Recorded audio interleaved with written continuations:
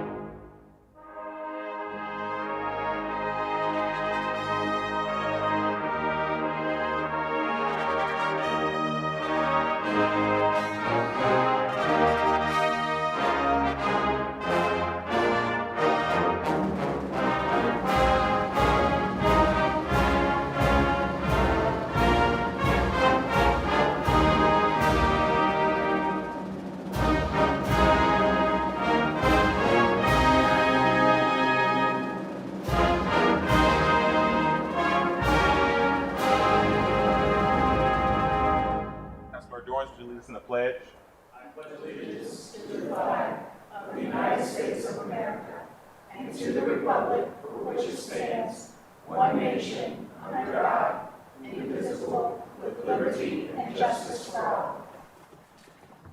This evening, council is appreciative to have Pastor Samuel Ajayo, Associate Pastor at the Columbus Ghanaian Eastwood Seventh-day Adventist Church, to pray with us. Pastor, welcome to council. Thank you. Shall we bow our heads for a word of prayer? Our Heavenly Father, we thank you for today. We thank you for the life of every individual in this room. We thank you for the life of the lawmakers, council members, the law enforcement agencies, the media, and all invited persons. Again, God, we thank you for giving the city of Columbus peace, not just the city, but the state of Ohio as well. And not just the state of Ohio, but the whole nation as well. Dear God, on this special day, I ask for your blessings upon this city, the council members, the lawmakers, and their families, and everyone who wants the progress and peace in this city. Dear God, I also want to commit the African communities in this city into your hand. Lord, please give them unity, peace, and prosperity, as you gave Daniel, Shadrach, Meshach, and Abednego when they were in Babylon. Please bless all the Africans in this city. At this moment, we ask for your presence in this meeting today. Come and direct the affairs of this meeting. In the mighty name of Jesus, I pray. Amen. Amen. Thank you, Pastor. Clerk, please call the roll. Bangston, Barosa de Padilla, Brown, Dorans, Faber, Remy, President Harden. Any person who takes any actions to obstruct or interfere with the conduct of tonight's meeting may be charged with disturbing a lawful meeting pursuant to Columbus City Code 2317.12.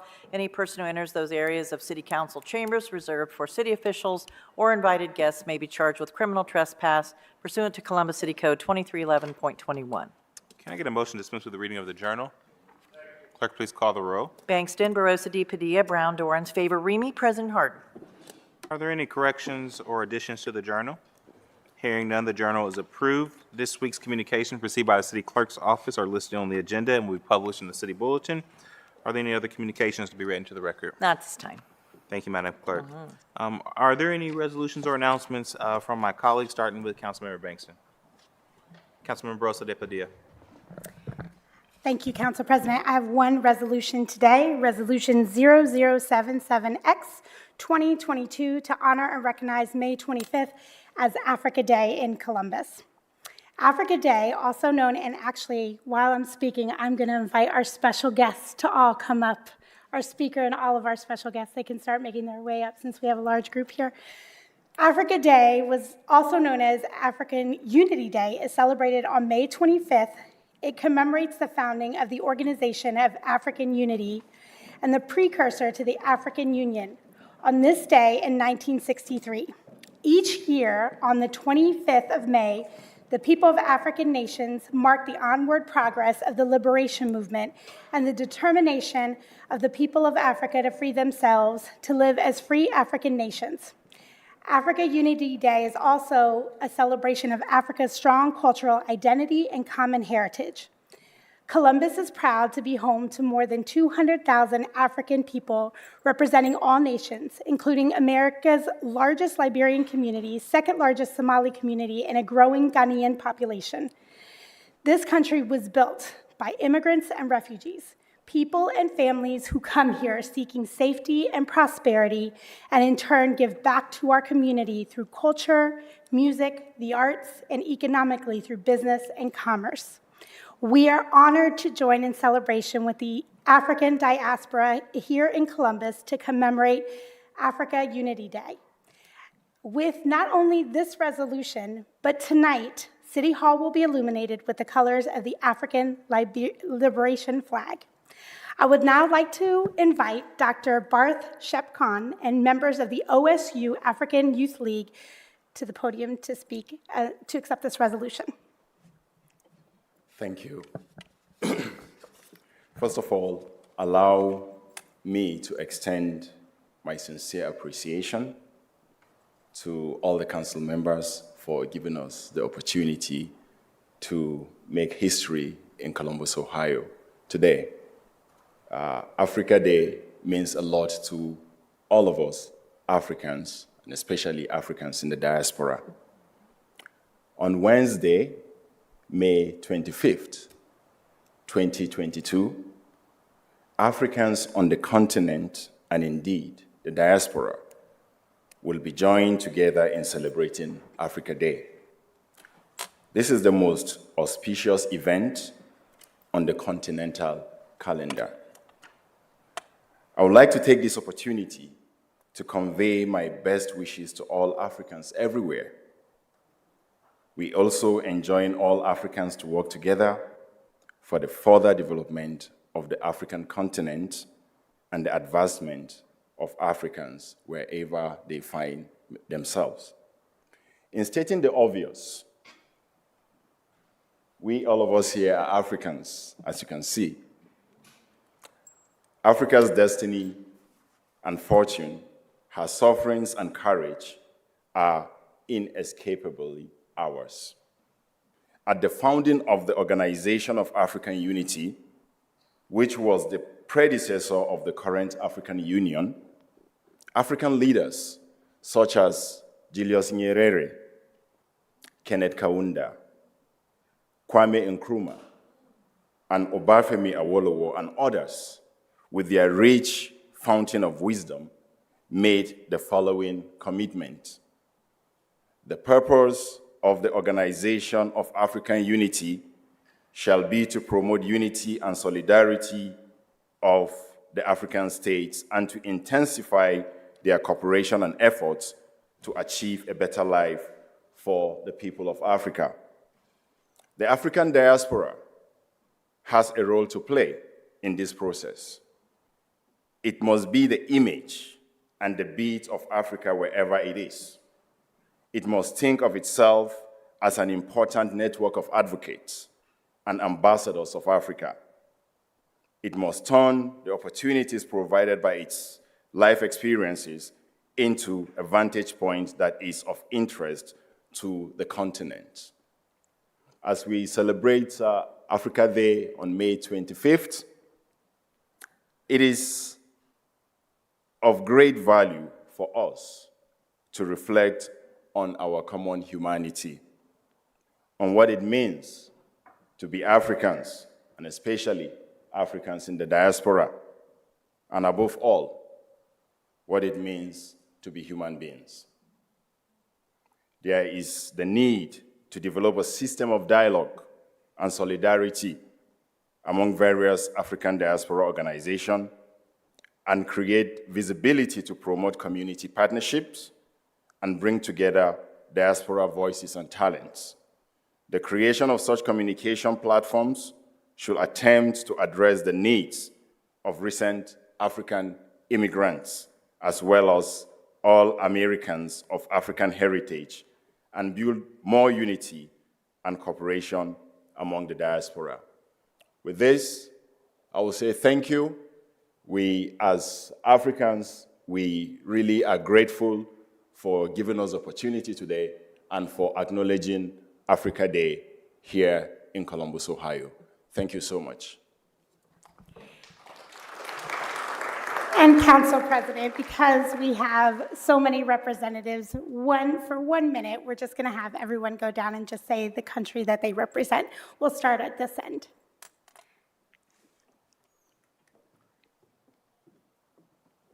Hello, everyone. My name is Frolafak Phantom, and I'm from Cameroon.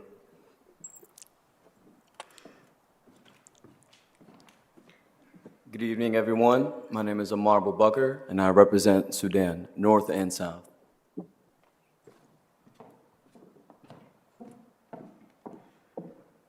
Hello, everyone. My name is Lisa Bannerman. I am from Ghana.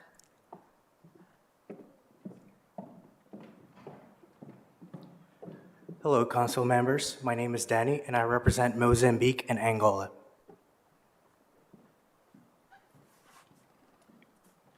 Good evening, everybody. My name is Joshua Boama, and I'm representing Ghana. Hello and good evening. My name is Aisha. My name is Sumaya, and we're representing the country of Somalia. Good evening, council members. My name is Mabinti Bangura, and I represent Sierra Leone and Guinea. Good evening, everyone. My name is Hayat Mohammed, and I'm representing Ethiopia.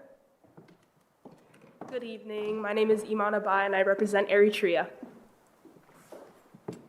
Hello, everyone. My name is Kyria Umba. I represent Democratic Republic of Congo. Good evening, everyone. My name is Daniel Obara, and I'm representing Nigeria. Good evening, all. My name is Ajuna Mwesije. I am Ugandan and Rwandan, so 2 countries as well. Hello, my name is Zelma Wasau, and I'm representing Kenya. Hello, everyone. I'm Esther Achibumere, and I'm representing Cape Verde Islands. Hello, everyone. My name is Pastor Samuel Kwame Ejei. I'm representing Ghana. And I am Bartholomew Shepkong, representing Nigeria. I wanted to just thank you for indulging me. I just wanted to show that the diverse countries and nations of Africa that all of these amazing young people and young at heart people represent. I also want to give a special shout out to, because it's important to shout out our elders and the folks who hold down our community. So Lisa Bannerman, who is an amazing businesswoman and owns Duralise Restaurant, who is also here with us tonight. Thank you. Are there any questions or comments from my colleagues? Happy Africa Day, Columbus. With that, I move for passage. Bangston, Barosa de Padilla, Brown, Dorans, favor, Remy, President Harden. Thank you.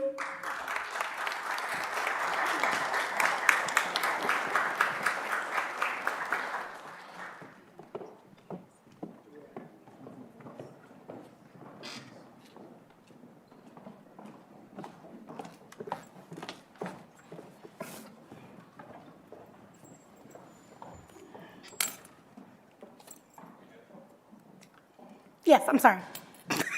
President Pro Tem. Sorry. Thank you, Council President.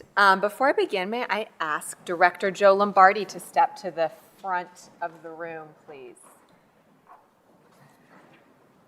I have the pleasure of introducing tonight 0866X-2022 to honor, and recognize and celebrate Joseph A. Lombardi for his 32 years of public service and dedication to the city of Columbus.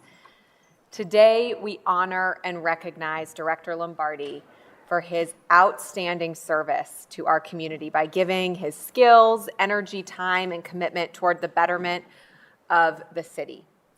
Director Lombardi has served in numerous leadership roles within the city, including Deputy Director of the Department of Public Utilities, Division of Power Administrator, and most recently as Director of the Department of Finance and Management. He has served as Director of the Department of Finance and Management since 2016 and helped the city navigate an environment of considerable fiscal uncertainty during the COVID-19 pandemic. I know from our weekly calls, if not more during that time, just how thorny those problems that you were teasing out were. As finance director, Joe's vision and leadership have helped the city respond quickly to the needs of the community while supporting critical city services and safeguarding the fiscal stability of Columbus. Director Lombardi has served as the mayor's appointee on numerous special committees to advance the mayor's efforts to improve the quality of life for residents, including the Opportunity Rising Steering Committee. One of Joe's mottos and guiding philosophies is the phrase, people helping people. Director Lombardi's compassion and respect for others helped create a culture where every employee is valued and empowered to succeed. He has served as a mentor to many colleagues and fellow employees. I would like to thank you, Joe, for your lasting contributions to the city of Columbus and the residents of our city. This resolution here tonight is a formal way of us putting that in the record and saying, you know, just a little bit of the thanks that you deserve for those 32 years. Before I turn it over to you, I will open it up for any comments from my colleagues or department staff. Feel free to raise your hands. Or if anyone would like to roast Joe, the microphone is open. Joe, if you'd like to say a few. Oh, Councilmember Remy. I'm not going to miss this opportunity. I mean, for somebody that the buck has always stopped there, we are very gracious and thankful for your service to the city of Columbus. I've had the opportunity to work with you for probably a better part of a decade, and certainly appreciate your contributions. As I said to you earlier, I look forward to continuing that relationship at SWACO. As chair of the Environment Committee, we work very closely together, and certainly look forward to your leadership over there and the contributions that you can make overall to the sustainability of the city of Columbus and our region. Thank you. Thank you. Joe, congratulations. I just wanted to say my thanks. I don't know if you had, beyond the chairs you've worked with, another member that's probably made your life at times a little more difficult, whether it was wage theft or construction manager at risk. You worked with me with a smile, trying to get to the policy aims that I knew you knew was important to me. But you did that in a way that was extremely collaborative and always looking to find a solution that worked for everyone. So your reputation preceded yourself before I joined council, and it's been an absolute pleasure to work with you. So congratulations, and excited for you to still be around. Thank you. Thank you so much, Director. Nobody wants to roast me behind now. I think the auditor. Yes, yes. Hey, good evening. Director, it's been an absolute pleasure. I've known you since, and I think some members on council know this, but I actually started my career a long time ago with then Auditor Dorian. So I've known you and worked with you since '04. And I'll tell you what, Joe, I couldn't imagine, having to go through this pandemic the last couple of years again. But if I had to, it'd be working with someone like you. And it really was I think we've seen it all, my friend. Congratulations. I look forward to a lot more of your work ahead. Thank you. Well, I'll be able to tell my colleagues, get comfortable, because I've got a long speech. It'll probably be about an hour, hour and a half. So I've got Grubhub coming, so you'll be good. But President Hardin, Chair Brown, other members of council, thank you. It's been a great run, 32 years. Started back in 1990 in the Beacon building, and I know we still got our eye on that building, but really I've enjoyed my time, and I really have always said it's about people helping people, and I think if you keep that in perspective, things work well for you. I do want to thank Mayor Ginther for giving me a great privilege to serve on his cabinet and to watch his leadership during some of the most challenging times that I can remember in 32 years. And I can't thank him enough and grateful enough for everything that he has done for me in the support he has given me over the last 6 years. And I also want to thank council members for all your support. I know we've had some tough issues, but we worked through it professionally and we kept it business, and that's what's important. And I think that's what makes a good city run, is when you can keep it in perspective. And I couldn't thank everybody that I've met along the way in 32 years, but certainly a lot of folks had a lot to do with me in my career, my mentors, folks that gave me some really good advice. Some people gave me some really good criticism. All of that was worth it because you got to take the good with the bad. And I do want to thank my colleagues. It's a great team. It's a really good, fun group to work with. Sometimes I wasn't easy to get along with, and sometimes I had to tell them no, but we always found a way to get to yes. And that was what was important to me, is to get us to yes. And then lastly, I have my wife of 32 years, Patty, and my daughters, Danielle and Delaney. My son is in Cleveland teaching first grade. So he did not want to take a trip 200 miles at $4.50 a gallon. Not that I would have not probably paid for him, but I think his girlfriend might have had something going on this evening too, so that's probably the real gist of it. But as you know, you've said it before, President Hardin and other council members, your family serves when you serve. My wife has been my biggest supporter and definitely my biggest critic, and it's been great though. She's always she kept me straight, kept me in line, and made sure that I remembered how I got here. And so, with that, before my emotions get to me, I'm just going to stop there. Again, thank you. I want to thank everybody I ever worked with, my great staff in finance. It's a great bunch of folks over there, smart people who made me look very, very good. They were excellent. And I couldn't ask for a better staff, but thank you again for this honor. Appreciate it.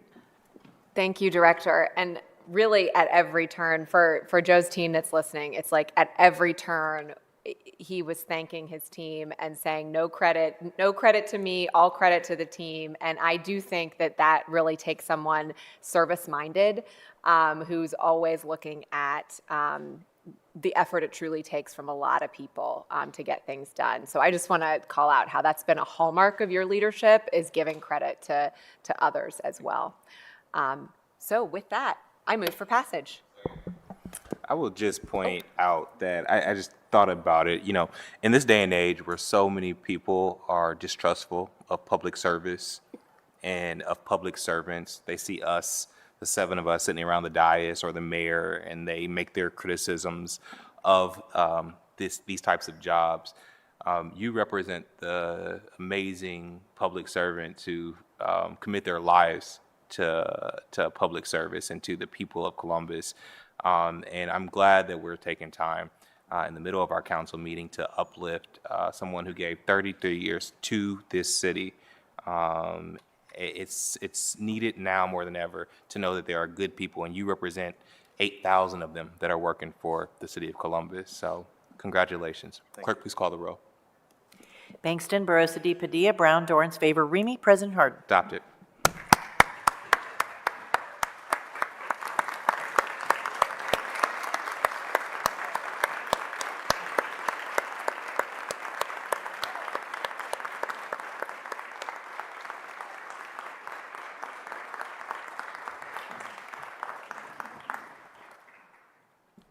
Thank you, Councilmember. Councilmember Dorans. Thank you, Council President. I do not have any resolutions tonight, but I did want to take a moment of personal privilege.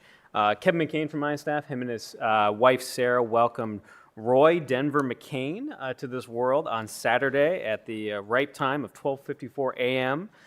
Family is home and doing well, and just wanted to say congratulations to them. And it got me thinking, actually, I stopped at 15. I've counted 15 kids of either council members or staff under the age of 5 right now at this body. There may be more, but I stopped at 15. So when you think about the decisions we make, how that affects the next generation, it's a lot of kids, a lot of parents around, whether or not they're sitting on this stage or in the offices. So just want to say congratulations to them and introduce Roy Denver McCain to Columbus. Thank you. Welcome, Roy, to the family. Councilmember Favor. Thank you, Council President Hardin, and good evening to everyone. I hope everyone is feeling healthy and staying safe. I know that many of you may be aware that we are seeing an increase in COVID cases, And as our Columbus Public Health team continues to closely monitor the situation, and as we move into summer travel, graduation party season, as well as an increase in other large gatherings, we strongly encourage folks to continue to please get tested. If you're at high risk of severe illness or you live with someone who is immunocompromised, please elect to wear a mask indoors and err on the side of caution if you are feeling ill. Tonight, we have Assistant Health Commissioner Anita Clark. Ms. Clark, would you like to make any additional comments regarding the rise in COVID cases in Columbus? Yes, thank you so much, Councilmember Favor and other council members. I do want to note that we are having a drive-through test pickup kit at 240 Parsons Avenue on Thursday, hoping to get those test kits out to everybody before the holiday. And I'd be glad to give that website, if need be, for the times and the location again. So that's all. Thank you. Thank you so much, Ms. Clark. And tonight, we have an exciting resolution, Resolution 0095X-2022, to honor Shelley Biding for her more than 15 years of distinguished service in Columbus and for her leadership as the Executive Director for the Columbus Women's Commission. I'd like to invite Shelley Biding as well as First Lady Shannon Ginther to the podium. Ms. Biding has been a powerful champion and voice for women in the city of Columbus. Under her leadership, the Columbus Women's Commission has influenced policy and promoted equity by increasing access to free menstrual products, mobilizing housing partners to address retaliatory evictions, securing paid caregiver and family leave for the city of Columbus and its employees, and other transformative policies. Her work has impacted and bettered the lives of Columbus women, and we are so incredibly grateful for your tenacity and advocacy in these spaces. With that, I'd like to turn it over to First Lady Shannon Ginther, the chair of the Columbus Women's Commission, to provide additional remarks. Ms. Ginther. Thank you very much. Columbus City Council, it's my absolute delight and honor to join you tonight to recognize and celebrate Shelley Biding, a fierce advocate for equity, an incredible public servant, and now, after so many years of working closely together, I'm happy to say she's a close friend. After 6 fantastic years, Shelley is stepping away from her role at the city to love and support her family with even greater passion and intensity, if that's possible. If you know Shelley or have even had the pleasure of crossing paths with her, you'll know that she gives everything her all, and she never settles for less than her best. And we've seen these qualities in spades during her time with the city of Columbus. If I were to spell out all that she has contributed, I'd keep you here well into tomorrow, so I'll summarize. She worked with me and Mayor Ginther to launch the Columbus Women's Commission, which now includes more than 300 local employers who have signed on to support pay equity for women, particularly women of color, and are instituting changes and reforms to make their aspirations a reality for their employees. She has implemented substantive policy changes and created new resources to help reduce evictions in Columbus and Franklin County, having worked to protect and empower tenants who need a helping hand or pointed in the right direction as they fight to secure stable housing that is fair and affordable for them and their families. She worked with Celebrate One and Columbus City Schools to strengthen teen health education, as well as to deploy constructive peer education programs to aid in important conversations and improve teen health. She's helped the city become a more compassionate and competitive employer by working to enhance paid family leave and caregiver policies, remove salary histories from city job applications, and institute implicit bias training to promote tolerance, understanding, and awareness. And just last week, she was instrumental in launching the Financial Empowerment Center, which now offers free financial counseling for all Columbus area adults. Although she's still mapping out her next steps, I know that her journey will remain as compelling and as influential as ever. People like Shelley see a problem and they're determined to fix it. They study it, analyze it, become thoughtful and knowledgeable experts on the subject, and they plot the surest path to success. In addition to her drive and determination, she embodies the very best of public service. She is staunchly committed to equality, progress, and reform. Her efforts are substantive and her outcomes are meaningful. She leads with a smile and her enthusiasm is infectious. Shelley will certainly be missed, but she will never be forgotten, and I'm confident that it is only a matter of time before we will see her in her next accomplishments. Thank you, Shelley. We wish you nothing but the best, and thank you, Council, for this opportunity to join you tonight.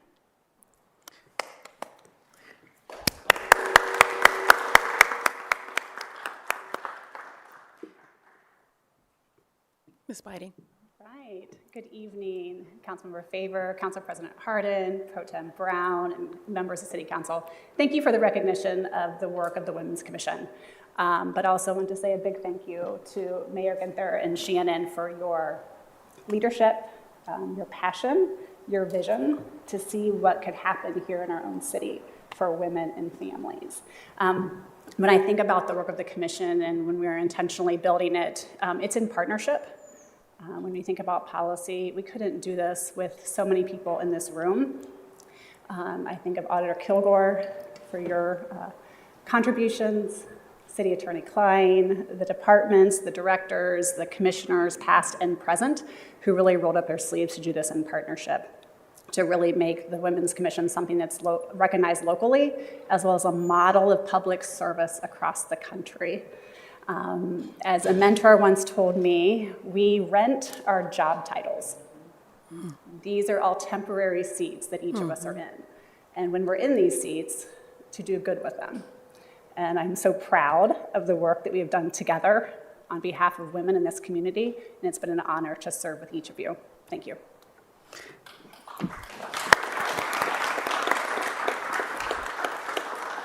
Well, thank you so much, Ms. Ginther and Ms. Biding, for those wonderful remarks. I know that two of my colleagues have had the opportunity, the pleasure to serve as commissioners on the Women's Commission. I know that it was a great honor. One of the first things that I had the great pleasure of being a part of when I became a member of Columbus City Council. And very quickly, I developed a very close working relationship with Shelley, as housing has been one of my top priorities as being a member on this body. And any and every idea that I would throw out at a commission meeting or a specific housing policy meeting, you took it and you really dug deep into those ideas, and we started to flush it out and have really critical conversations. And this is before the 2020 awareness around how issues affect certain communities. And so I appreciate your willingness to have hard conversations that are absolutely critical to our most vulnerable residents in Columbus. And to Council President's point around the work of public service, we cannot do this work in a vacuum. And it takes strong leaders like Mr. Lombardi, who we just recognized, like you, Ms. Biding, who we're recognizing right now, who are ready to do the work, who put in the hours, you do the research, you meet with the constituents, and we are all the more better for the work that you continuously give to the City of Columbus. Thank you for your countless hours, your time, your love, and commitment to the City of Columbus. Do my colleagues have any comments they'd like to offer at this time? President Pro Tem Brown. Thank you, Councilmember Favor. Shelley, it is just very hard to say goodbye. I do feel like it's bittersweet celebrating you and also, saying goodbye to you in this formal role. And I love what you said about renting a job title because especially knowing that First Lady Ginther is still at the helm at the Women's Commission, I know it's going to continue to do incredible work. But more than renting your job title, I hope you know that you built it. You built that place that others will occupy in taking the work of the Columbus Women's Commission forward. When I think about some of the things I've been most proud to be a part of on Columbus City Council, they are things we did in partnership with you. Hands down. So I want to thank you for just selfishly allowing me to be a part of your work and seeing the way that you get from A to Z. I want to thank you for building this role at the Columbus Women's Commission. And I want to thank you for the lasting legacy that you will have, not just from what you've done here, but as First Lady Ginther said, all of the incredible accomplishments for women and families that you will have moving forward. So it is so long, not farewell. So first, I also want to shout out my fellow commissioners who are here today to support you. I just joined, so I'm very sad that I do not get the benefit of working closely with you in this role, but the next role that you're going to rent. And they say that two of the most powerful words in the English language are thank you. So I just want to say thank you for your investment in women and in families and advancing women and families. And thank you for letting us be part of your legacy here. Because the work that you did truly will touch and transform the lives of so many. And so I'm honored to continue to do that work, to build on that work, and to continue to do this work with you wherever you land, because this is your love work, this is your passion work, and wherever you go, you'll continue to make that investment. So thank you. And also, what an amazing thing to sometimes step back and take time for ourselves and for our families. It is the best example sometimes that we can give permission to other people, that you can sometimes pause and think about the things that are most important, especially after the past couple years that we've had. So congratulations and well-deserved. Well, with that, I will move for passage. Second. Clerk, please call the row. Bangston, Barosa de Padilla, Brown, Dorans, favor, Remy. President Harden. Adopt it.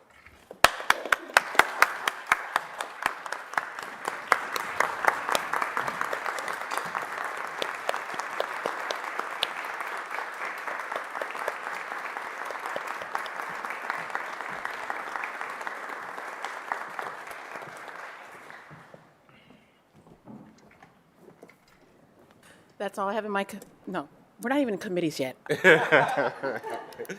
you, Councilmember. That's all I have. Thank you. Councilmember Remy. Thank you very much, Council President Harden. Tonight I have 92X 2022 to recognize and congratulate Randolph J. Malloy on 30 incredible years with CD 92.9 FM. I'd like to invite Randy down and we'll bring the family on up to the podium as I read through the resolution. Whereas Randolph J. Malloy, we all call him Randy, has advanced and supported the Columbus area musical arts through his 30 years of steadfast advocacy and passionate commitment in his many roles with WWCD-FM and WWCD-AM. And after starting an intern driving the illustrious CD101 ice cream truck, Randy was hired as the promotions director on May 22nd, 1992, was later promoted to the marketing director, was later promoted to the director of operations, and finally became the president and owner of the radio station on March 31st, 2011. In his 30 years with the radio station, Randy's tireless and charismatic efforts to engage the entire Columbus community, business leaders, elected officials, families, students, and countless others set a high standard for community involvement and action during time of dramatic change within Columbus and the radio industry. Randy's sense of humor, kindness, energy, tenacity, and graciousness has enriched those fortunate enough to know and to work with him. By implementing and promoting CD 102.5 CARES during the coronavirus pandemic, Randy helped elevate the local business community during a time of crisis. And by consistently providing promotional and advertising support to nonprofit organizations, Randy has solidified the radio station as a key partner in the Columbus community. The radio station's children's charity has raised hundreds of thousands of dollars that have benefited many children in need through nonprofit organizations such as Ronald McDonald House Charities of Central Ohio, Nationwide Children's Hospital, and Directions for Youth and Families. Be it resolved by the Council of the City of Columbus that this council does hereby recognize and congratulate Randolph J. Malloy for his leadership, vision, and innovative contributions to the City of Columbus, and wishes him well in his continued service as the president and owner of CD 92.9 FM. So we all know that this was supposed to be a big surprise tonight. This council member was someone that brought it up to him at an event a couple of weeks ago because no one told me it was supposed to be a surprise. So, surprise! We're so excited to have you down this evening to recognize your commitment and service to the entertainment community. And so I would like to turn the floor over to you to share a few words. Thank you, Councilman Ramey, and thank you, President Harden, and all council members. I truly appreciate it. Yes, I was really didn't pay much attention when you said it, and when I was told that I was going to come to City Council, I was like, so another zoning violation, or what did they do wrong now? So this is a nice surprise that it's for something good. But But thank you all so much. I've met most of you at other times throughout the existence of the radio station, so I truly appreciate it. I appreciate the invisible woman who's been with me for pretty much the beginning. No names mentioned, and for my son for the 16 years that he's had to put up with my shenanigans, and the hours and the countless people that have worked for the station throughout the years, and some of the staff that are here now that without them and their tireless efforts, I wouldn't be able to do any of this. Raise the monies that we do the things that we do. We had a bike drive yesterday that raised thousands of dollars for people that need bicycles. And it just has been a pleasure and a passion, and I feel so welcome in the Columbus community. Coming here and moving to here from New York and New Jersey in 1987, I found Columbus to be a welcoming community, and always found that the people that I've enjoyed the most have been the ones that do the most. And as the council members, you guys are always doing great things, as Mr. Brown will attest to any time, how wonderful it is to work here and be part of this. And I appreciate this greatly, and this is a great honor, and I look forward to serving many more years. I don't know if it'll be 30, but we'll do what we can. So thank you very much. I appreciate it. Well, thank you again for your commitment. Councilmember Dorrance, I know you'd like to say something. Thanks. I just want to tell a really quick story. So talk about moving here from somewhere else. So I moved here to Columbus over a decade ago from the middle of nowhere in Ohio. The radio stations didn't play anything after 1980. So when I moved to Columbus and I found the station at that time, it was a really cool piece of culture that I know so many folks that have been attracted to Columbus over the years have found. And it's not just a radio station, as you said, it's a whole part of the arts community. And that's something that I've appreciated so much moving here, and really, whether it's going to a show or all the things you all do for charity, I just want to say, this is not any average radio station, right? This is No. this is much more than that. So just thank you for being one of the really cool parts of Columbus. Thank you very much. Are there any other comments from my colleagues? If not, I move for adoption. Clerk, please call the row. Bangston, Barosa de Padilla, Brown, Dorrance, favor, Remy, President Harden. Adopted.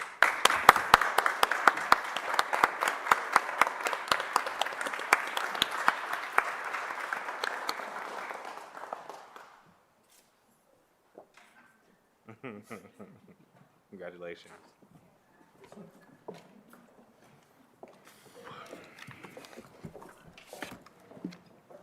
All right, I do have a couple of announcements. Tomorrow, Tuesday, May 24th, from 12:30 to 2, I will hold virtual community hours on WebEx.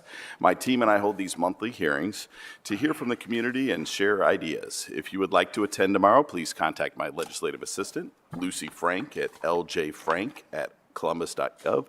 That's ljfrank@columbus.gov. I'm also honored to co-host a hearing tomorrow with Council President Harden, May 24th at 5:30, right here in Council Chambers. We'll be hosting a Public Safety Committee hearing to hear an update on Columbus violence intervention programs. We're excited to have representatives from the Department of Public Safety, Division of Police, Columbus Public Health, and Columbus Recreation and Parks. This hearing will be available to watch live on YouTube and Facebook, and if you are interested in providing public testimony, please email Lucy Frank at ljfrank@columbus.gov. And that is all I have this evening. Thank you, Councilmember. Are there any comments by our elected officials, Madam? All right. At this time, we'll go to the consent portion of the agenda. Are there any items that need to be removed from the agenda? Seeing them, may we now get a motion to waive reading of titles of third-day legislation? Is there a second? Clerk, please call the row. Bangston, Barosa de Padilla, Brown, Dorrance, favor, Remy, President Harden. Thank you. Will the clerk now read into the record ordinance numbers on third-day legislation for tonight's agenda? Technology Committee ordinances 1328, 1357, 1387-2022. Public Service and Transportation Committee ordinances 1334 and 1401-2022. Finance Committee ordinances 1282 and 1348-2022. Recreation and Parks Committee ordinance 659-2022. Public Utilities Committee ordinance 1298-2022. Building and Zoning Policy Committee ordinances 1297, 1429-2022. Public Safety Committee ordinance 1385-2022. Rules and Reference Committee ordinance 1455-2022.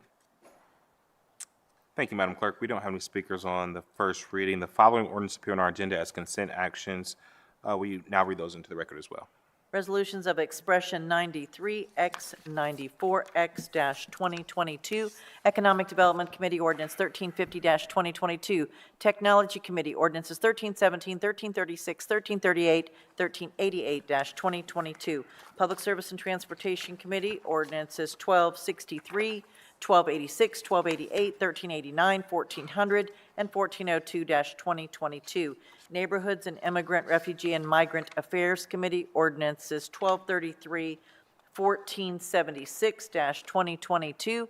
Finance Committee Ordinances 1213 and 1421-2022. Recreation and Parks Committee Ordinances 655 and 1079-2022. Education Committee Ordinances 1302, 1320-2022. Public Utilities Committee Ordinances 1176, 1198, 1205, 1242, 1247, 1303, 1366, 1369, 1390, 1391, 1392, 1393-2022. Housing Committee Ordinances 1276, 1290-2022. Criminal Justice and Judiciary Committee Ordinances 846 and 1190-2022. Health and Human Services Committee Ordinance 1319-2022. Public Safety Committee Ordinances 1264, 1270, 1281-2022. Environment Committee Ordinance 1428-2022. And appointment from the Mayor's Office numbered A0144-2022. Thank you, Madam Clerk. We have one speaker on the consent agenda. Mr. Nate Wilkins is speaking on Ordinance 1276 in the Housing Committee. Mr. Wilkins, welcome back to Council.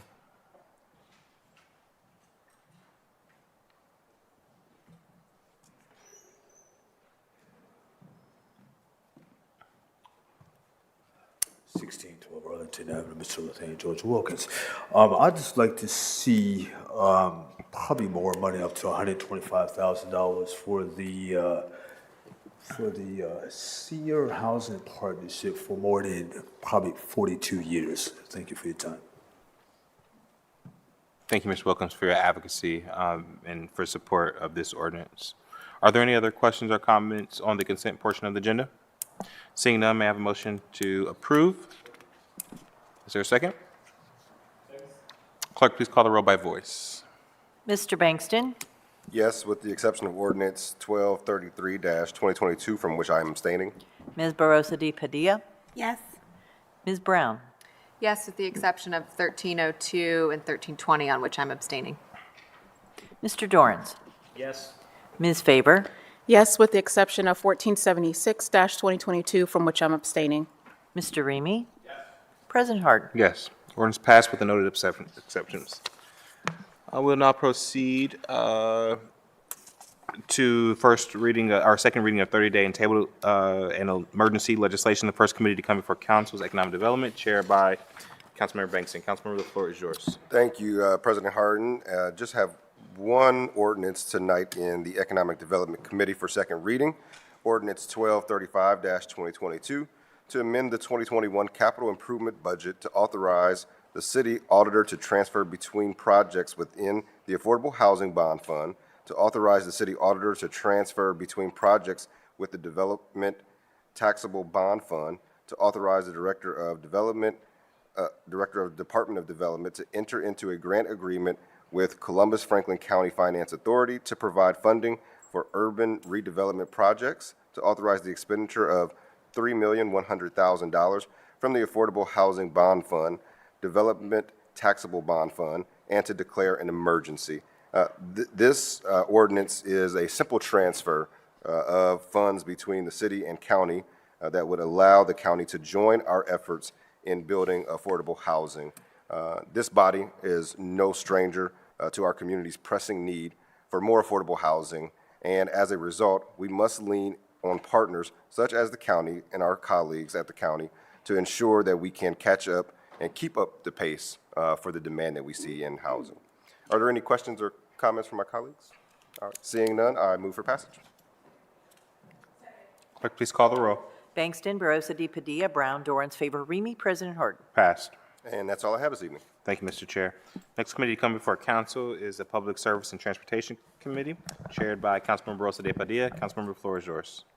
Thank you. I have one ordinance in public service this evening, 1415-2022, to authorize the appropriation of $1 million from the unappropriated balance from the Mobility Enterprise Fund, Division of the Director's Office, Department of Public Service, and to declare an emergency. The Mobility Enterprise Fund is supported by the Public Service Director's Office, which includes administration, human resources, payroll, fiscal, operations, safety, and training. This ordinance seeks to create budget appropriation so that the department can allocate a portion of the salary and benefit costs of the Director's Office to the Mobility Enterprise Fund. Do my colleagues have any questions or comments? Seeing none, I move for passage. Clerk, please call the row. Bangston, Barosa de Padilla, Brown, Dorans, favor, Remy, President Harden. Passed. Can I move on to Neighborhoods, Please. Immigrant, Refugee, and Migrant Affairs? Yes, ma'am. Thank you.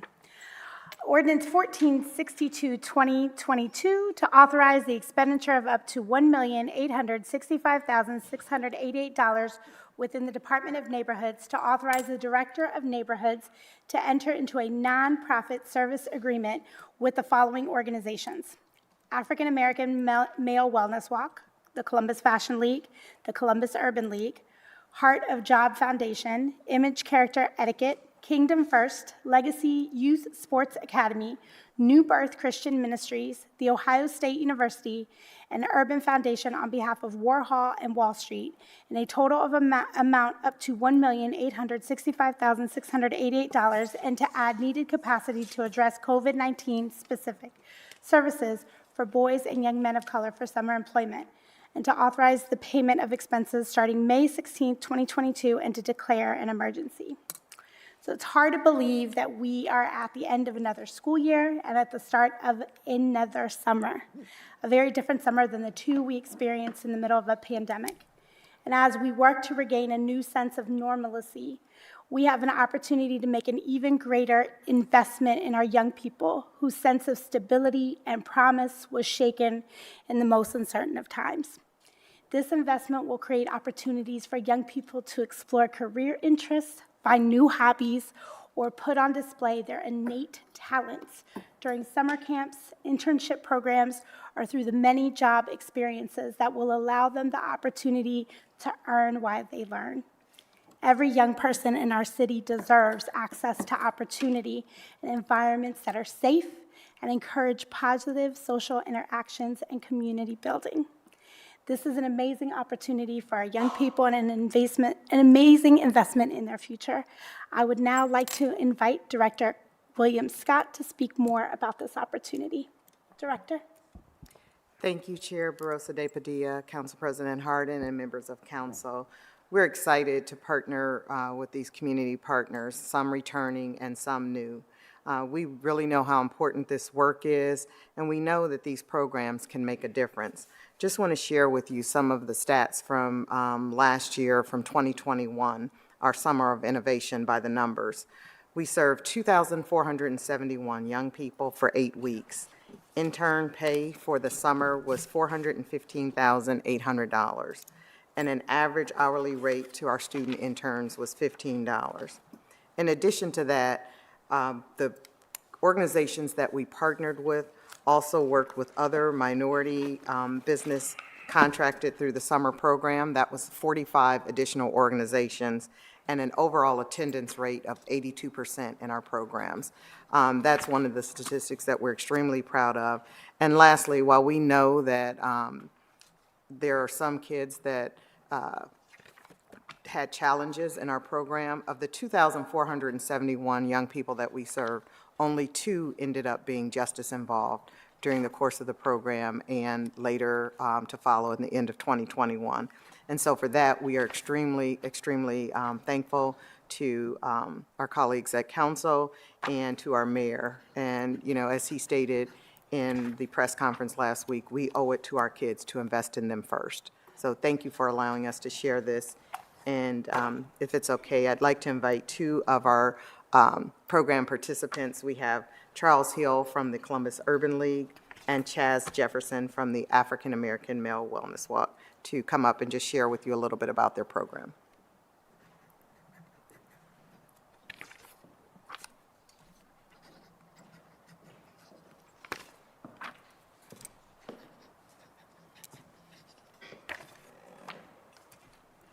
Good evening, Council. First and foremost, just thankful for the opportunity to be able to have our summer youth program again.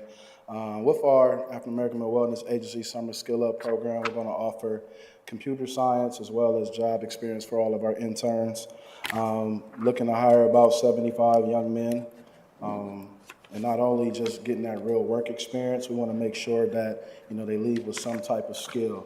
We'll be teaching financial wellness because it's just more about, putting money in their pocket, keeping them safe. We want to make sure that they actually leave with something.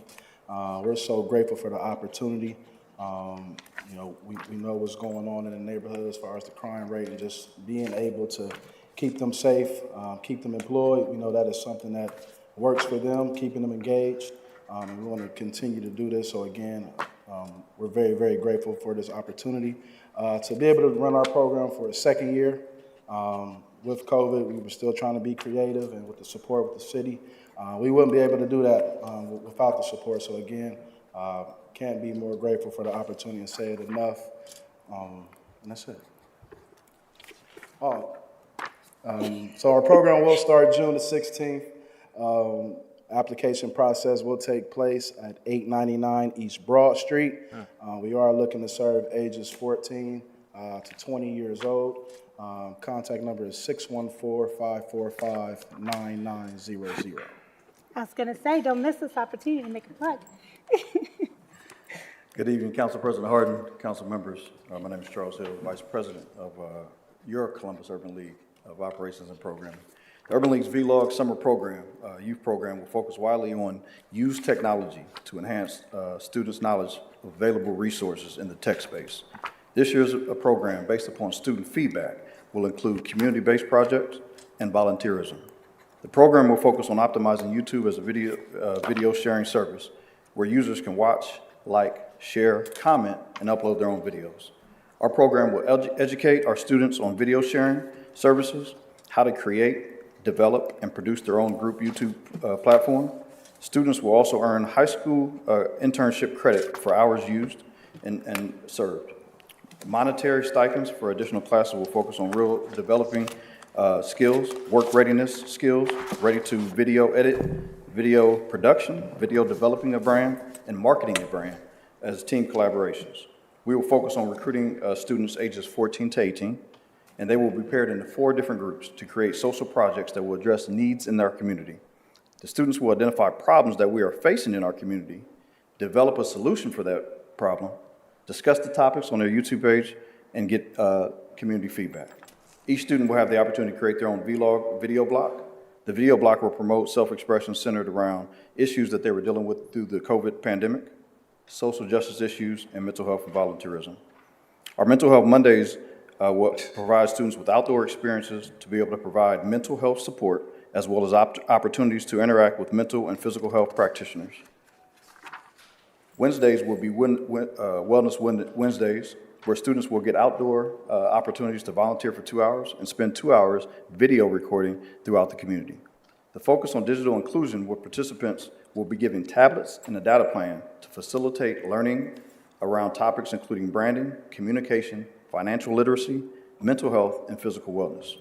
To ensure that they have a chance not only to develop the skills necessary to participate in the ever-evolving digital world, they will also have the technology needed to participate in their schools for employment and lifelong learning activities. Lastly, VLOG focuses on young wealth creation by allowing participants to earn an income for completing virtual training, courses, participating on-site editing labs, while establishing viable business models. By aligning our program with the Columbus City Schools curriculum, students will have the opportunity to complete up to 90 hours of internship credits required for high school graduation. We must offer our young persons a reason to have better choices and a reason to believe in themselves. We are mentors, conduits to employment, a place to diffuse conflict, and we offer mental health outlets and behavior interventions. On behalf of our president, Ms. Stephanie Hightower, I would like to say thank you for your continued support of the work of the Columbus Urban League. Through your support, the Urban League has been able to influence lives of young people all across the community. Thank you, thank you, thank you, and thank you for believing every child deserves a greater tomorrow. And one thing I will add, last year's program, there was no violence for any of our participants. That's amazing. So first of all, I want to say thank you. As a lifelong youth worker, it is love work. And pouring into our young people is pouring into our future and giving them the promise of opportunity and giving them choices, positive choices, because they will always have choices. And if we don't steer them in the right direction, they're going to make all the choices that we may not want them to make, right? And so thank you for giving them these platforms and for creating safe spaces for them to explore opportunity. Are there any questions or comments from my colleagues? Yes. Thank you, Madam Chair, and thank you, Director, and certainly thank you to the African American Male Wellness Walk and to the Urban League. I just want to make sure that there is a line connecting one what the mayor and council stood and announced last week, which is nearly $16 million in youth funding for this summer, to ordinances that we'll be passing later this evening regarding other more traditional safety techniques. This is all about keeping our community safe, about engaging young people. This is about reimagining public safety. This is what it looks like, stacking and putting different layers. We're using all the different tools to support our young people and to make sure that we all have a great summer. So this is the first tranche of a lot of funding. So over the next several weeks, you will hear us talking a lot about summer and about young people and about safety. And so I just want to say thank you to the folks who are on the ground doing the work and to the folks who are interested in doing this work.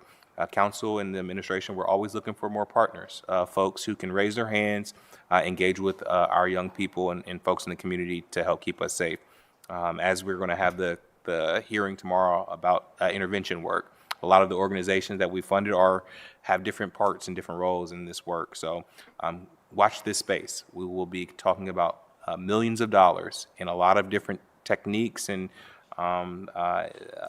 opportunities that we're working with the community on to make sure we have a great summer. So thank you. Other comments, questions?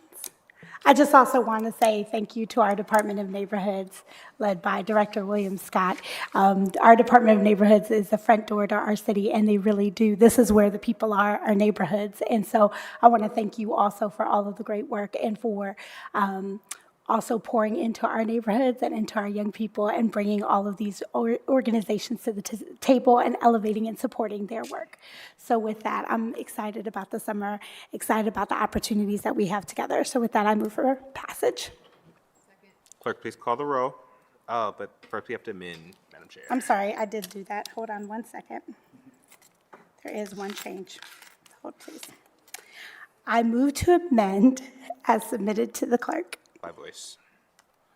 Clerk, please call the roll by voice. Mr. Bankston? Abstain. Ms. Barosa de Padilla? Yes. Ms. Brown? Mr. Dorans? Yes. Ms. Faber? Abstain. Mr. Remy? Yes. President Harden? Yes. I move for passage as amended now.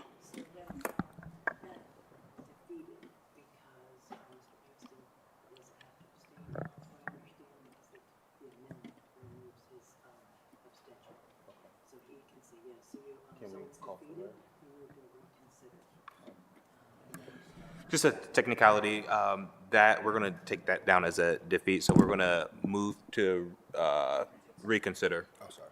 Is there a second? Second. Clerk, please call the roll.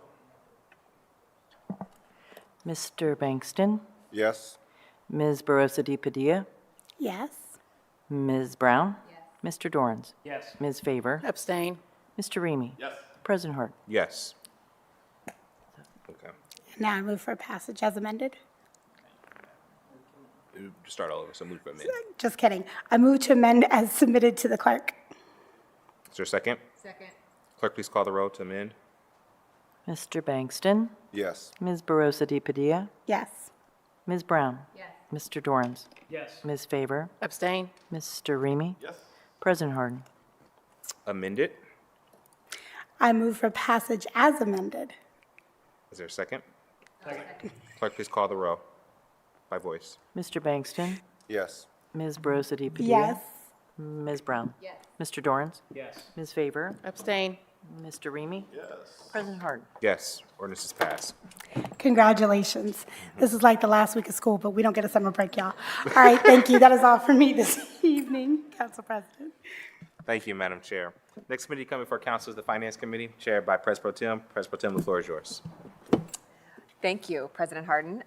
Next, we have Ordinance 852-2022 to amend the 2021 capital improvement budget to authorize the city auditor to transfer funds within the general permanent improvement fund, to authorize the Director of Finance and Management to enter into a contract with Williams Interior Design to appropriate and expand $44,130.05 from, it says expand, but I'm thinking that's expend.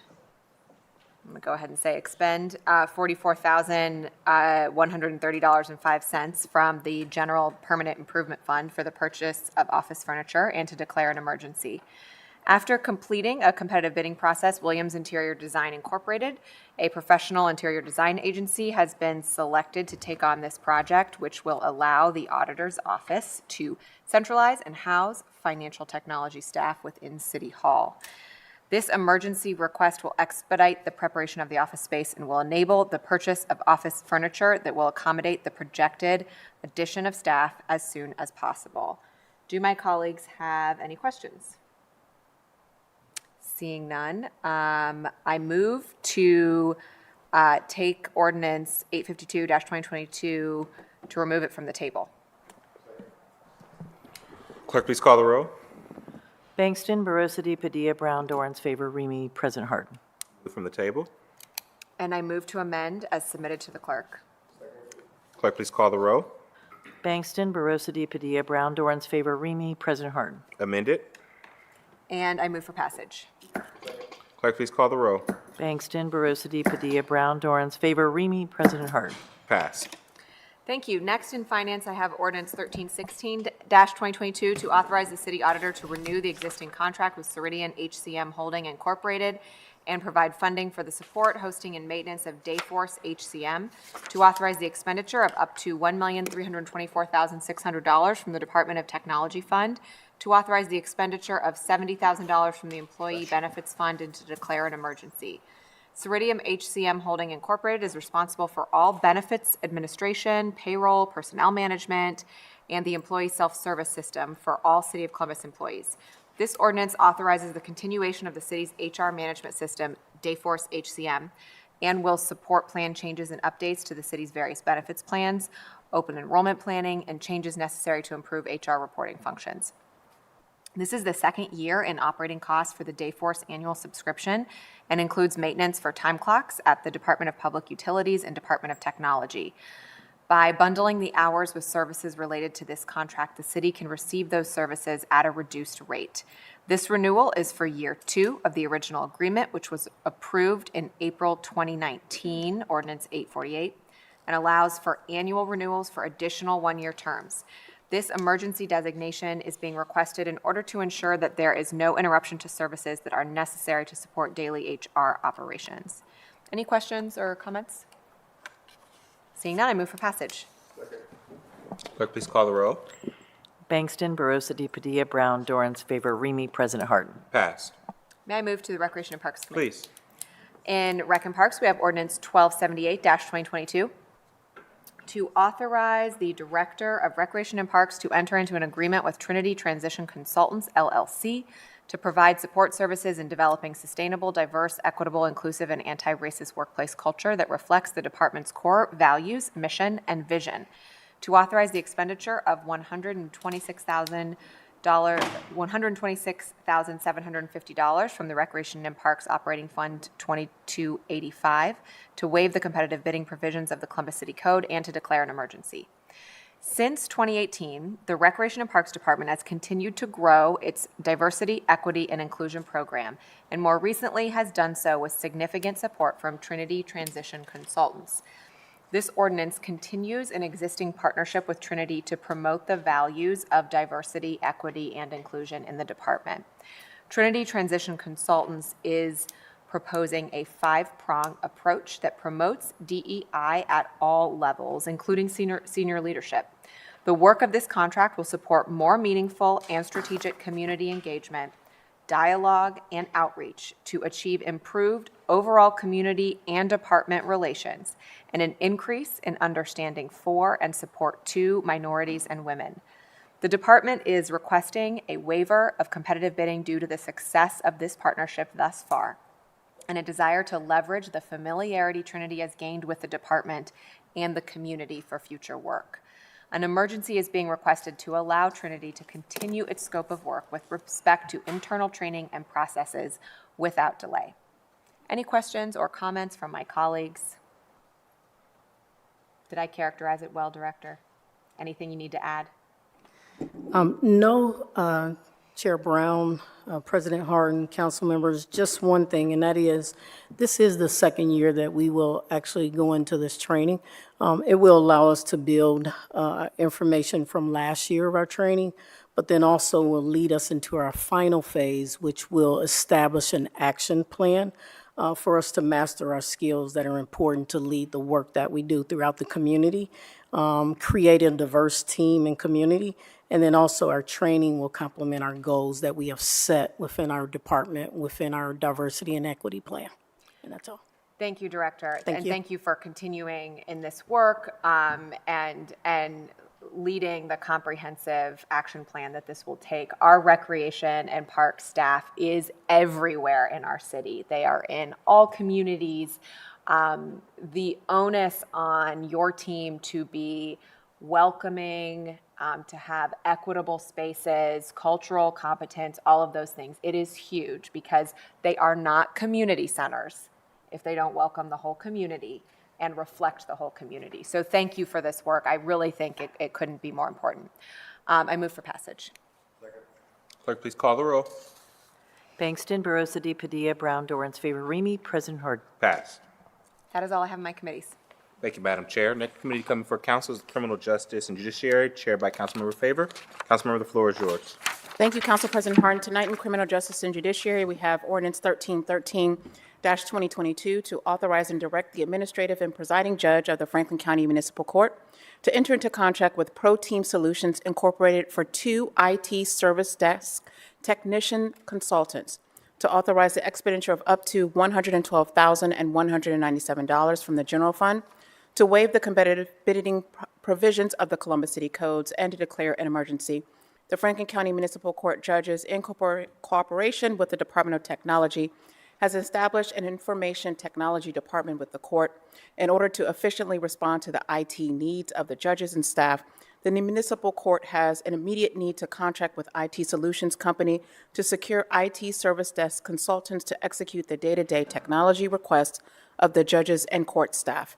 This ordinance authorizes the administrative and presiding judge of the Franklin County Municipal Court to enter into contract with Pro Team Solutions Incorporated for 2 IT service desk technicians consultants. Are there any questions or comments by my colleagues? Seeing none, I move for passage.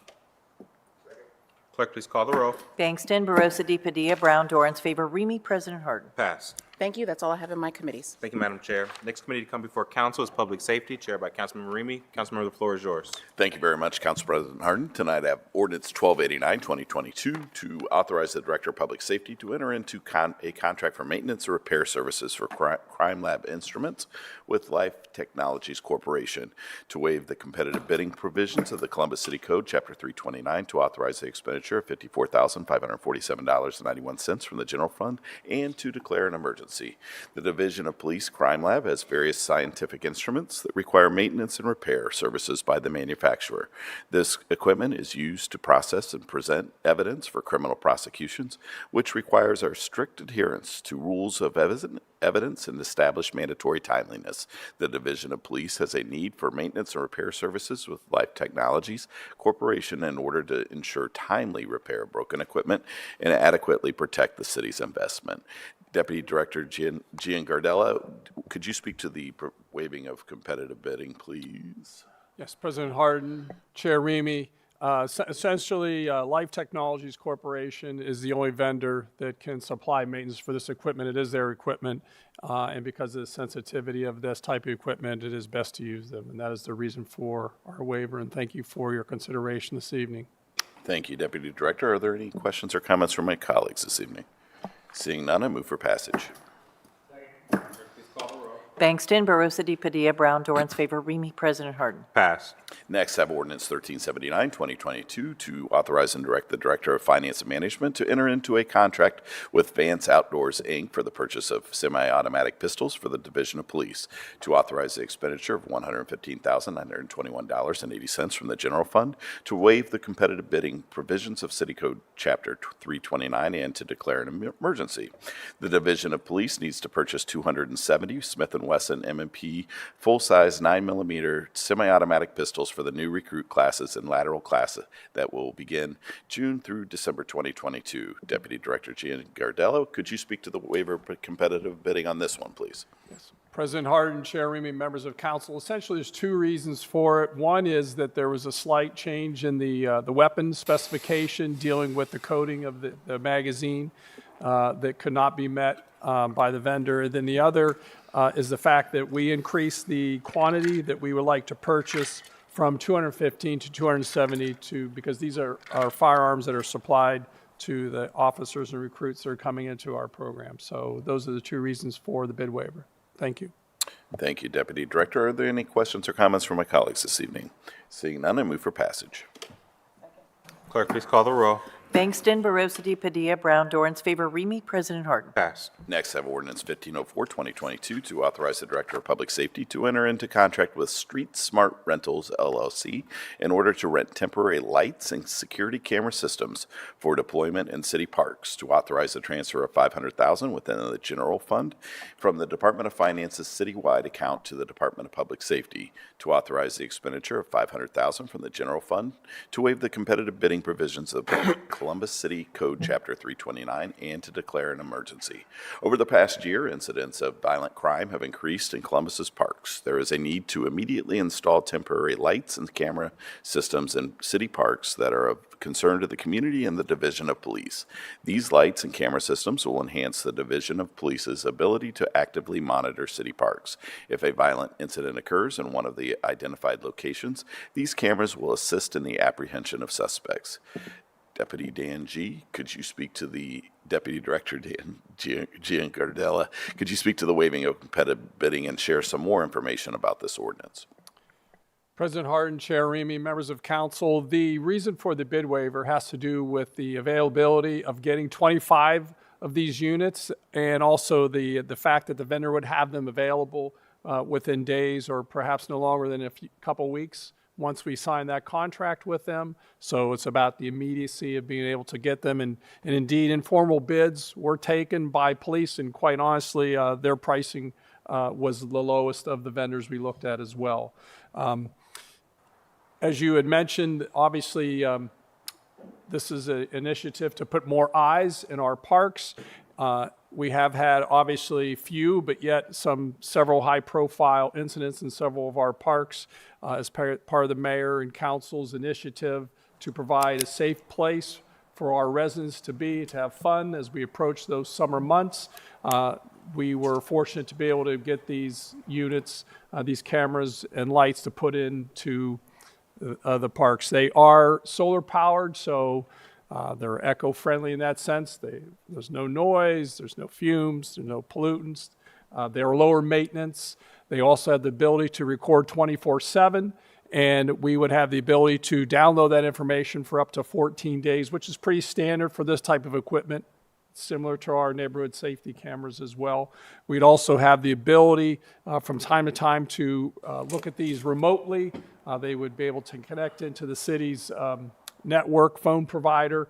So there is the ability to perhaps also stream some of the activities as well. Again, the decision for where those cameras and lights will be deployed will be based on recommendations from the Division of Police, recommendations from the Recreation and Parks, our liaison officers in the community. They are mobile, so they will be able to be moved. So we believe this provides us with another set of eyes in the community and a deterrent to some of the criminal activity we see. And I thank you for consideration of this ordinance this evening. Thank you very much, Deputy Director. Of course, I'm excited to support this legislation. This is an important piece to our collective effort that we're trying to accomplish to show our residents that we are very serious about ridding crime from our parks and certainly from our streets, that we are providing this tool to the division to make sure that people are aware that these are our parks and we will not tolerate violence within our community. And so we are happy to support this evening. This is just one of many tools. The chief will be speaking a little bit later about a memo of understanding, but we need to all work together collectively to make sure that our streets are safe. We will not tolerate violence within our community, and enough is enough. Put the guns down. Are there any questions or comments, Councilmember Bangston? Just want to raise one comment that these are great investments that we are making, but our officers can't do this alone. And so, yes, we're being proactive by having more eyes, but the eyes that we need are the ones in our community. So if you see something, say something. These are not just our parks, these are our streets, these are our communities. We need our neighbors and residents, once again, to engage with each other, to be on your front porch, to make sure our children are getting to and fro places safely, and to check on our village. These are our kids, whether they are yours biologically or not.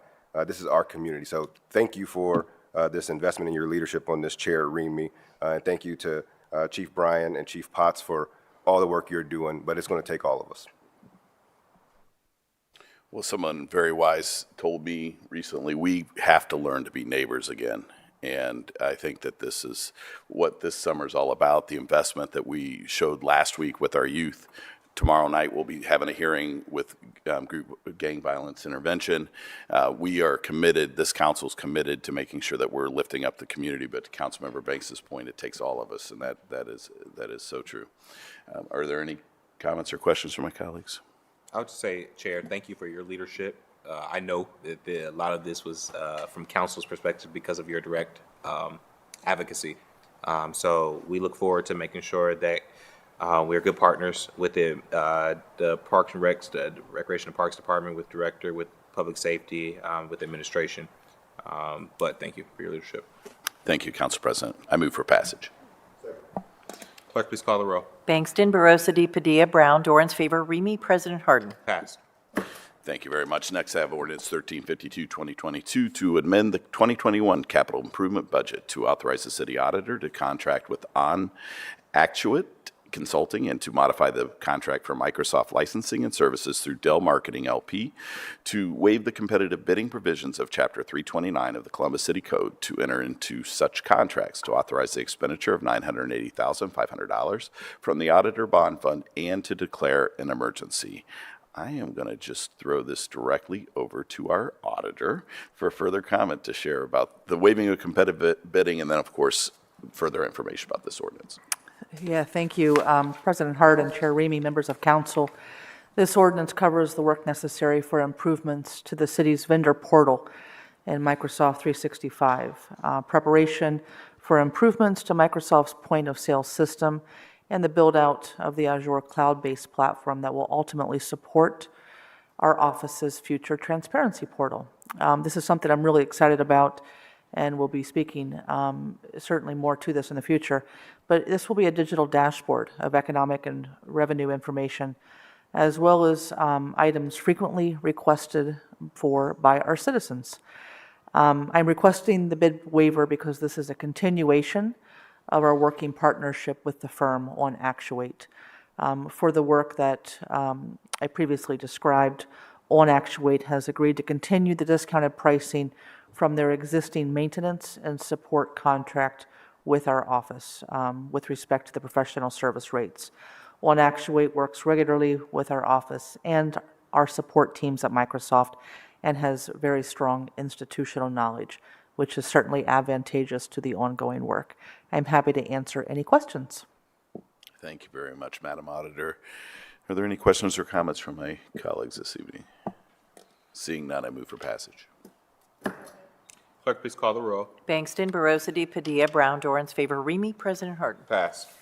And of course, we are in the Administration Committee. I just kind of moved right in without announcing it, but So my final ordinance in the Administration Committee this evening is Ordinance 1510, 2022, to approve the Memorandum of Understanding 2022-05 executed between representatives of the City of Columbus and Fraternal Order of Police, Capital City Lodge 9, which provides pay at double the straight time hourly rate for police officers, police sergeants, and police lieutenants who work voluntary scheduled overtime for the 2022 City Park Special Operation as provided in the attachment hereto, and to declare an emergency. I'll ask Chief Bryant to come up as I read through to the background just slightly. Section 2.4 of the collective bargaining agreement between the City of Columbus and Fraternal Order of Police dated December 9, 2020 through December 8, 2023 requires that any modifications to the agreement be agreed to by the parties in writing. Memorandum of Understanding 2022-05 temporarily amends Article 22 of the agreement by providing pay at double the straight time hourly rate for police officers, police sergeants, and police lieutenants who work voluntary scheduled overtime for the 2022 City Park Special Operation on a Friday, Saturday, or Sunday from 4 p.m. to 3 a.m. beginning May 27, 2022 and lasting until September 5th, 2022. Chief Bryant, please share with us your plan. Absolutely. Thank you, Honorable Counsel. The reason that we're asking for this and why we think it's important, first and foremost, we sat up here and we talked about the safety of our residents. We understand that that's our priority. We want to make sure that we have a safe summer for our residents. We want to make sure that people can enjoy the parks, they can enjoy outside. We also understand that this is one of the first times in the past couple of years that the summer is going to be opening back up. We're going to have Red, White, and Boom. We're going to have a lot of events going on. And we understand that it is our priority to make sure that people can come out and enjoy this without fear of having any type of incidents that may occur. We also understand that in the next couple of months, we will be short 100 officers. We lost 33 this month. We're going to lose another 34 next month, and then in July another 34. So the reality is that we do have a shortage, but we also have officers that are willing to step up and that are willing to work and do what it takes to make sure that our residents are going to stay safe. That's going to be a situation where we're asking them to basically give up their summer and basically make sure that they're taking the time that they may have taken with their family and spend it protecting the families and the residents in the City of Columbus. We are in a situation where right now we have officers that are working in bureaus and they're doing phenomenal work. I don't want to take away from anything that they're doing. This year, we've solved 37 homicides so far this year to date. We have officers that are working tremendously around the clock to solve felonious assaults. We have officers that are out here doing a lot of proactive work. But what I'm asking them to do, what our team is asking them to do, is to, in addition to that, then come out in the evenings and in the afternoons and then patrol the streets, patrol the parks, make sure that they're keeping the residents safe for the city. So, and I just want to be clear, they didn't ask for this to be a double time. This is something that my team, that we're asking for because we're asking them to give up their summer and to come out and take this initiative. So it's going to be 15 weeks beginning, like you said, this weekend prior to Memorial Day, and then it would end the weekend right before Labor Day, which would be the 4th. So we're asking for that. We want to keep our parks safe. We want to keep our residents safe, but we also understand that we're asking these officers to do the job of 2 officers. Thank you very much. Appreciate your leadership. AC Potts, AC Bodker is here this evening as well. We appreciate your commitment, and hopefully the previous legislation will help provide the tools necessary to do your job in the best way. One more thing. We understand too that we're in a unique situation. Again, losing 100 officers. Through the mayor's vision and through council's vision, we understand that we're going to be adding additional personnel, but that's not going to happen this summer. You know, we have the laterals that we're pushing. We have that 3rd class that was approved, but we're talking about what we're going to do this summer to make sure that our residents have a great summer. Thank you. We appreciate you. Are there any questions from my colleagues? Just a comment, Chair. Just thank you, Chief. This is, we're facing unprecedented times, and it takes thinking creatively and digging deep. Like you said, we have officers out here that are sacrificing more than time, but sacrificing engagement with their families to keep us safe. And this is an out-of-the-box idea and to solve a specific issue that we have this summer. And so we just appreciate your leadership in the Division of the Police and in partnership with FOP to get this done for this summer. Councilmember Faber. Thank you, Chief, for being here tonight, and Councilmember Remy for your leadership here. I just want to uplift the notion that we know that just increased police presence is not going to solve our problems in Columbus around increased violence, and nor are we hanging our hat on that. I just want to make sure that we're being clear as a body, but we understand that we do need to increase the presence over the summer. But also understanding that we're taking a multi-avenue approach here. We just passed legislation to the tune of $16 million to help support youth initiatives and provide employment opportunities and opportunities just to keep our students and young folks engaged over the summer. And so for all of the organizations that help to support our youth, if you can continue to share that information with council, we will continue to promote it so that folks know where they can send their youth over the summer to keep them engaged as we continue to navigate being outside once again. And to Councilmember Bankston's point, it does take the community to lean in as well as we work to navigate this issue around the increased criminal activity that's occurring in our community. Thank you for your leadership as well, Chief. President Pro Tem Brown. Thank you, Councilmember Remy, and thank you, Chief, for your leadership.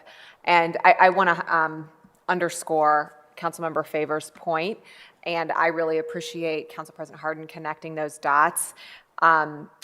We are making investments along the spectrum of what Columbus needs, and I believe in watching your leadership, that you know those are not in silos, right? You see the investments that we're making. It's in another committee, it's through another department, but it is actually part of your public safety plan, part of your officer's approach. And so we want to keep that open line of communication about ways that we're building trust in the community through a multi-pronged approach, and I know that you look at it that way, and we want to stay in collaboration that way. Thank you. Thank you very much, President Pro Tem. Anyone else? I do want to say that I don't want to miss this opportunity to let people know that they should go up and talk with the officers in the parks. I mean, these are our ambassadors. They are our community engagement folks, and they're someone that you can have a conversation with. Ask how their day's going, and certainly want people to know that we want them to be engaged with them throughout the parks and throughout our city, for that matter. All right. Seeing no further questions, I move for passage. Clerk, please call the row. Bankston, Barosa Padilla, Brown, Dorans, Faber, Remy, President Hardin. Passed. Thank you very much. That's all I have this evening in administration. Thank you, Mr. Chair. The final committee to come before council is the Rules and Reference Committee. I chair that committee, but Councilmember Dorans has a piece of legislation in it. Councilmember, the floor is yours. I think I'm renting it from you tonight, to use a term or a phrase from earlier. Tonight, rules and reference, we have ordinance 1471-2022 to amend section 111.12 of chapter 11 of the Columbus City Codes to clarify the rules regarding speaking before city council and to declare an emergency. Under the advice of the city attorney's office, this legislation clarifies who may testify before council, the council zoning committee, on a requested variance. Council may grant variances, providing such variances will not seriously affect any adjoining property. In granting or denying a requested variance, council is acting in a quasi-judicial function, and therefore our procedures and policies relating to testifying before this body must align with state law and court precedent. We may not think of it this way, but those that testify before council on a variance are providing evidence to this body just as a witness would do in a courtroom. Because these variance decisions may be challenged in court, we must limit those that are able to provide testimony as evidence in these proceedings that may be impacted by that legislation. To determine the effects of potential variance on adjoining property and nearby property owners, this code change allows for owners of a record of property within 125 feet of the exterior boundaries of the property identified in the title of the ordinance, whose property may be directly affected by the application, to testify before council zoning committee either for or against a requested variance. The determination boundary has historically been used by council for notification purposes of a requested variance. But this code change will limit testimony to only those property owners within that 125 feet. Again, because of the legal ramifications of the evidence provided. It's never my intention or council's to limit public discourse on matters before this body. But again, due to the quasi-judicial nature of the variance proceedings, these can be challenged in court. I believe it's important to make sure we're following the law and being fair to all those involved in the variance process. This code change will not change anything with regard to speaking for council on a proposed rezoning. We still welcome any speaker for or against a rezoning, no matter where they live or whether they own property nearby. I know that as our city continues to grow, some rezoning and variance will be controversial. I will always do my best to make sure this community is heard by council, whether it's in these chambers or outside. This ordinance is being submitted as an emergency measure to make sure it will be in place for the next city council meeting and the zoning committee at that hearing. Do my colleagues have any questions or comments? Seeing none, I move for passage. Clerk, please call the row. Bangston, Barosa de Padilla, Brown, Dorans, favor, Remy, President Harden. Pass. That is all I have in rules and reference. Thank you, sir. Just an announcement that there will be no council meeting next Monday, May 30th, in observance of Memorial Day. So the next regular meeting will be in council chambers on Monday, June 6th. Is there any other business coming for council? Seeing none, I move to adjourn. Clerk, please call the row. Bangston, Barosa de Padilla, Brown, Dorans, favor, Remy, President Harden. Adjourn. We will start zoning in 5 minutes. Yeah, well, let's go into it. How is it quick?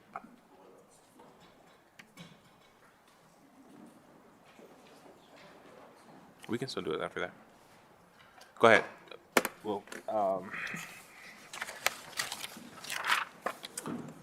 we'll give the time for the directors to.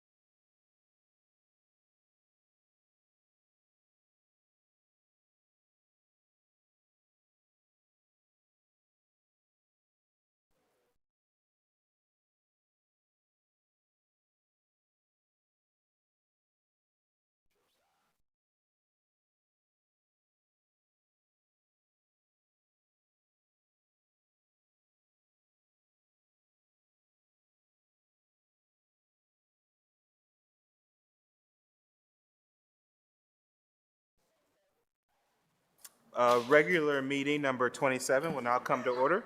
Clerk, please call the row. Bangston, Barosa de Padilla, Brown, Dorans, favor, Remy, President Harden. Can I get a motion to dispense with the reading of the journal? Clerk, please call the row. Bangston, Barosa de Padilla, Brown, Dorans, favor, Remy, President Harden. Are there any additions or corrections to the journal? Hearing none, the journal is approved. We'll now go to the zoning committee where Councilmember Dorrance chairs and all members serve on it. Councilmember, the floor is yours. Thank you, Council President. Before we begin tonight's zoning agenda, allow me to briefly explain our current rules pertaining to speaking before council on rezoning variances.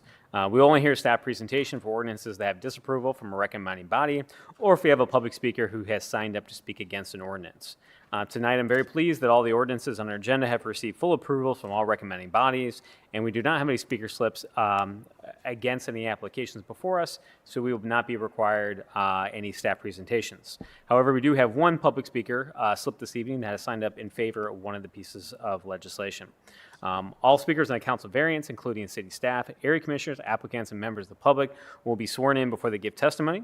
A representative of an area commission and applicants will always be able to speak on an ordinance and do not need to fill out a speaker slip. On the advice of the city attorney's office, I will now swear in city staff. Please stand and raise your right hand and be sworn in. Do you swear or affirm the testimony you're about to give shall be the truth and nothing but the truth, as you shall answer in the pains or penalty of perjury? If so, please say I do. Thank you. Please let the record show that Shannon Pine from the Department of Building and Zoning Services and Dan Bleschmidt from the Department of Public Service has been sworn in.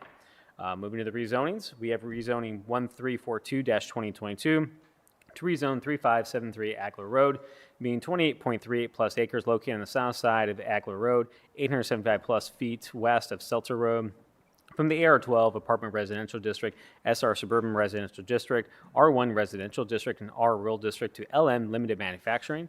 The applicant is Keith Massa, Schottenstein Property Group, care of David Hodge Attorney. The proposed use is industrial commercial development. City's Department recommendation is approval.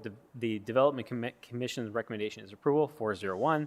The Northeast Area Commission's recommendation is approval, 6-0. Do any of my colleagues have any questions or comments? Seeing none, I move for passage. Clerk, please call the row. Bangston, Barosa de Padilla, Brown, Dorans, favor, Remy, President Harden. Pat. Thank you. Next, we have rezoning 1355-2022 to rezone 5775 Old Hamilton Road, being 1.00 plus acre located on the east side of Old Hamilton Road, 350 feet plus feet northeast of roundabout intersection with North Hamilton Road from CPD Commercial Plan Development District to CPD Commercial Plan Development District. The applicant is Christian Brothers Automotive, care of Aaron Underhill, attorney. Proposed use an auto repair facility. City Department recommendation is approval. The Development Commission recommendation is approval, 5-0. Northland Community Council's recommendation is approval, 12-3. Do any of my colleagues have any questions or comments? Seeing none, I move for passage. Clerk, please call the row.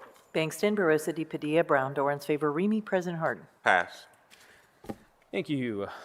Next, we have variance 1335-2022 to grant a variance from provisions of section 3332.037 R2F Residential District, 3312.49C minimum number of parking spaces required, 3321.05 A2 and B2 vision clearance 3332.14 R2F area district requirements 3332.21 building lines 3332.26C minimum side yard permitted 3332.27 rear yard of the Columbus City Code to the property located at 458 East Whittier Street to permit a single unit dwelling on the same lot with reduced development standards in the R2F residential district. The applicant is Michael and Carolyn Green. The proposed use is a single unit dwelling on one lot. The city's department recommendation is approval. The Columbus Southside Area Commission recommendation is approval, 10-01. We have one public speaker to sign up on this ordinance tonight, which is Miss Sarah Huxley. Already screwing the name up. Hoxler. Come on up to the podium. I am pretty sure I screwed up your name there, so I apologize. Before you give testimony tonight, I'm going to need to swear you in since this is the variance. Please raise your right hand. Do you swear or affirm that testimony you're about to give shall be the truth and nothing but the truth, as you shall answer under the pains or penalty of perjury? If so, please say I do. I do. Thank you. The floor is yours. Dear City Council members, thank you so much for the opportunity to share tonight. Can y'all hear me with my mask on, or do I need to We can take it hear. off? On behalf of the Bread Organization, I would like to voice our support for the zoning variance on file, number 1335, 2022, to be granted to 458 East Whittier Street. This zoning variance is a perfect example of what Bread has been hoping to see in Columbus. Reduced parking requirements, increasing density, waiving vision clearance and other cosmetic regulations, and all for the purpose of putting in an additional unit of housing, two units. We could use tools like this to incentivize new affordable housing construction and streamline the process for developers and mom and pops alike who agree to set aside units, stay at or below market rate, or just in general increase our density. In fact, non-monetary tools like zoning have been part of Bread's plan and request to the City Council from the beginning. We beg the council members, especially Councilmember Favor, to please meet with us. We really want to be an ally in this housing crunch. Councilmember Favor, at our Nehemiah action 2 weeks ago, we were calling for you to meet with us by July 1st. We still would love that discussion to take place by July 1st and respectfully request that you check your calendar. And to the City Council at large, safe, decent, affordable housing is the linchpin for our whole community. We therefore request the city to put into action long-term solutions that help build more affordable housing through tools like zoning changes so that individuals trying to add additional units don't have to go through a cumbersome process where they may need to consult with a lawyer and yada, yada, yada. The feds think that Columbus is doing a great job. In reality, I believe that we're kicking the can down the road, and we will be left behind if we don't invest in long-term solutions now.